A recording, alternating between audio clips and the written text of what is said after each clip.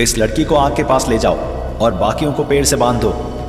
ध्रुव की फैमिली को किडनैप करने वाले लोगों में से एक ने अपने साथी से जैसे ही ये बात कही, साक्षी को एक जगह ले गया जहां कुछ लकड़ियां इकट्ठा करके जलाई जा रही थी और ध्रुव के साथ पंकज, नीता और लखन को भी एक पेड़ से बांध दिया गया। उनको जमीन पर घसीटते हुए लाया गया था, जिसकी वजह से उनके पूरे शरीर पर चोटें आ गई थी। उनके कपड़े जैसे खून में डुबो कर निकाले हों ऐसी हालत हो गई थी। वो आदमी अपने साथियों पर चिल्लाया, देख क्या रहे हो, मार मार के हड्डी पसली एक कर दो सालों की। कुछ लोग लाठी डंडों से ध्रुव और बाकी सबको बुरी तरह मारने पीटने लगे। जंगल सफारी पर एंजॉय कर रहे ध्रुव और उसकी फैमिली को कुछ अनजान लोग किडनैप करके जंगल के बीचों बीच एक सुनसान जगह ले गए थे और बुरी तरह मार रहे थे। ध्रुव ने उस हालत में भी बचने की कोशिश करने के लिए आजू बाजू नजर घुमाकर जायजा लिया। कुछ लकड़ियां जलाकर आग लगाई गई थी। वहां पास में ही साक्षी को बिठाया गया था।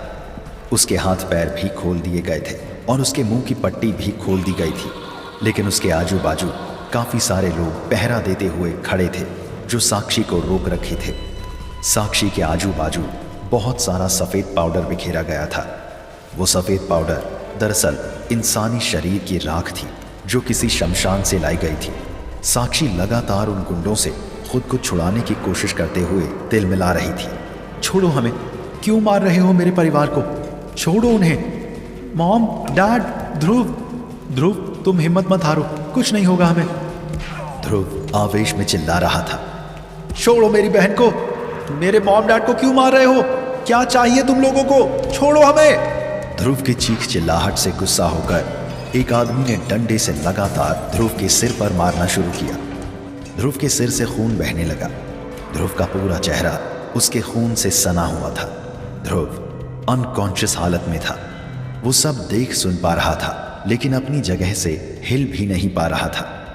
ध्रुव के मॉम, डैड और लखन को भी बुरी तरह से मारा पीटा गया था, इतना कि वो पूरी तरह से सुध बुध खो बैठे थे।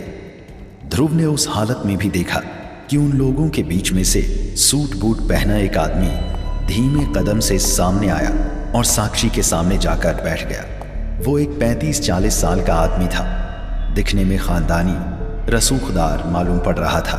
कद काठी से एकदम फिट और कॉन्फिडेंट दिखाई दे रहा था, लेकिन उसकी आंखों में एक अजीब सी चमक थी। समंदर जैसी शांत थी उसकी आंखें और होंठों पर हल्की सी मुस्कान। साक्षी अपने आप को छुड़ाने की कोशिश कर रही थी। वो ऊंची आवाज में बोली, कौन हो तुम लोग, मेरे परिवार को क्यों मार रहे हो। वो सूट बूट पहना आदमी शांत स्वर में बोला, काम डाउन साक्षी, काम डाउन। चीख चिल्लाकर अपना गला खराब कर लोगी तुम, और मैं ऐसा नहीं होने दे सकता।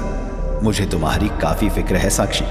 एटलीस्ट ये ग्रहण खत्म होने तक मुझे तुम्हारी फिक्र करनी ही पड़ेगी। साक्षी ने रोते बिलखते फिर एक बार गुहार लगाई, कौन हो तुम, मुझे कैसे जानते हो, हम सबको यहाँ क्यों लेकर आए हो, दया करो, प्लीज छोड़ दो हमें।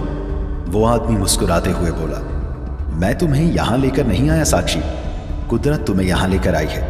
यकीन मानो, मैं तो तुमसे मुंबई में ही मिलना चाहता था और तुम्हारे परिवार के लोगों को मारने का मेरा कोई प्लान नहीं था, लेकिन हालात ने मुझे मजबूर कर दिया है। अब मैं हालात तो बदल नहीं सकता ना, एटलीस्ट तब तक नहीं बदल सकता जब तक मैं वक्त को अपना गुलाम ना बना लूं। साक्षी छटपटा रही थी। उस आदमी ने साक्षी के माथे पर हाथ रखते हुए कहा, शांत हो जाओ साक्षी, यकीन मानो मेरा, ये सब मैं दुनिया की भलाई के लिए कर रहा हूं, दुनिया की बेहतरी के लिए कर रहा हूं, और तुम्हें दुनिया को बेहतर बनाने का एक मौका मिल रहा है। अब शांत रहकर कोऑपरेट करोगी तो तुम्हें तकलीफ कम महसूस होगी। मैं कोशिश करूंगा कि इस सब में तुम्हें ज्यादा तकलीफ ना हो। वो आदमी उठ खड़ा हुआ और वापस उन काले कपड़े पहने लोगों के पीछे गुम हो गया। साक्षी ध्रुव की तरफ देखकर दिल मिलाई, ध्रुव तुम ठीक तो हो ना ध्रुव, दया करो हम पर, छोड़ दो मेरे परिवार को। मॉम, डैड, आप ठीक तो है ना, कोई कुछ बोल क्यों नहीं रहा। तभी वो सूट बूट पहना हुआ आदमी वापस आ गया, लेकिन इस बार उसने बाकियों की तरह ही काले कपड़े पहने हुए थे।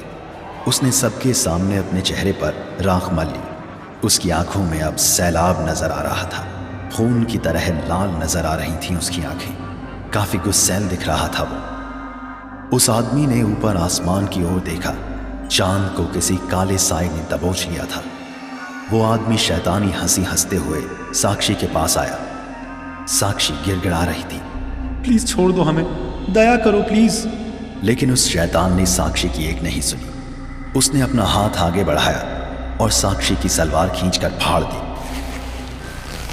साक्षी सहम गई। उसने अपनी इज्जत बचाने के लिए अपने हाथों की आड़ ले ली, लेकिन उस शैतान ने एक एक करके साक्षी के सारे कपड़े फाड़ने शुरू कर दिए। ध्रुव अपनी बंद होती पलकों को पूरी ताकत लगाकर खोलने की कोशिश करते हुए ये सब देख रहा था।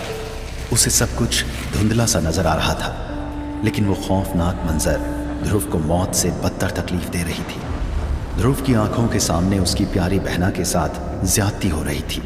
ध्रुव ने अपनी पूरी ताकत इकट्ठा करके साक्षी को बचाने की कोशिश करनी चाहिए, लेकिन तभी किसी ने एक बार ध्रुव के सर पर जोर से डंडा मार दिया। ध्रुव पूरी तरह चोटिल था। वो बस आखिरी सांसें गिन रहा था और आखिरी सांसों में बड़ी मुश्किल से बस एक नाम ले पा रहा था, साक्षी, साक्षी। उस शैतान ने साक्षी का बलात्कार करने के बाद साक्षी को बालों से पकड़ा और उसे घसीटते हुए आग के पास ले गया। साक्षी के तन मन पर इतना बुरा आघात हुआ कि उसके मुंह से शब्द भी नहीं फूट रहे थे। साक्षी के साथ जो कुछ भी हुआ उसके बाद तो वो बस एक जिंदा लाश बनकर रह गई थी। साक्षी के साथ जहां अत्याचार हुआ वहां इंसानी शरीर की राख बिखेरी गई थी। वो राख साक्षी के पूरे बदन पर चिपक गई थी। साक्षी का चेहरा सफेद पड़ गया था। उस आदमी ने अपने साथी की तरफ हाथ बढ़ाकर इशारा किया। तब उसके साथी ने एक खंजर उसे थमा दिया। उस आदमी ने खंजर साक्षी की गर्दन पर रखकर दबी आवाज में कहा, कोई आखिरी इच्छा? साक्षी बोल नहीं पा रही थी। वो समझ चुकी थी कि अब उसका अंत होने वाला है। जैसे तैसे शरीर की सारी ताकत इकट्ठा करके साक्षी ने चेतावनी देते हुए कहा, तुम जैसे शैतानों का इस दुनिया से अंत होगा, जरूर होगा। तुम तड़प तड़प कर खौफनाक मौत मरोगे, ये मेरा श्राप है तुम्हें। उस आदमी ने शैतानी मुस्कान मुस्कुराते हुए कहा, वो टाइम कभी नहीं आएगा। मैं टाइम को ही मुट्ठी में कर लूंगा। जल्द ही मैं दुनिया को एक बेहतर जगह बनाने वाला हूं। काफी बेहतर बनाऊंगा मैं इस दुनिया को। इस सब में तुम्हारे कोऑपरेशन के लिए थैंक यू सो मच। और उस आदमी ने साक्षी की गर्दन पर खंजर फेर दिया। साक्षी के खून का फव्वारा आग की लपटों पर जा गिरा। एक लकड़ी की जलती आग बुझ गई और उसमें से काला धुआं निकलकर आसमान की तरफ बढ़ने लगा। उस आदमी ने झुककर अपना चेहरा उस काले धुएं के करीब लाया और जोर से सांस खींचते हुए बोला, तुम्हारे खून के इस धुएं के जरिए तुम्हारी रूह मेरे कदमों में गिड़गिड़ाएगी साक्षी। दया की मूरत साक्षी की रूह। साक्षी आखिरी सांस गिनते हुए तड़प रही थी। उसकी आंखों में गुस्से का अंगार दहक रहा था और वो आदमी बड़ी शांत नजरों से साक्षी को तड़पता हुआ देखकर मुस्कुरा रहा था। कुछ देर बाद साक्षी के शरीर की हलचल बंद हो गई। वो प्यारी सी लड़की इस दुनिया को अलविदा कह चुकी थी। वो आदमी अपने एक साथी पर चिल्लाया, ये लो खंजर, देखो बाकी सब भी मर गए हैं कि नहीं।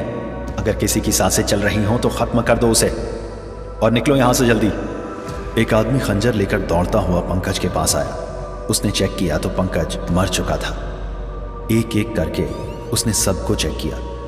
बाकी तीनों तो मर चुके थे, लेकिन बेहोश ध्रुव की सांसें बामुश्किल चल रही थीं।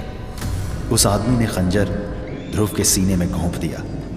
खंजर ध्रुव के दिल के चीथड़े चीथड़े कर गया। ध्रुव की सांसें थम गईं। ध्रुव मौत की आगोश में सो गया।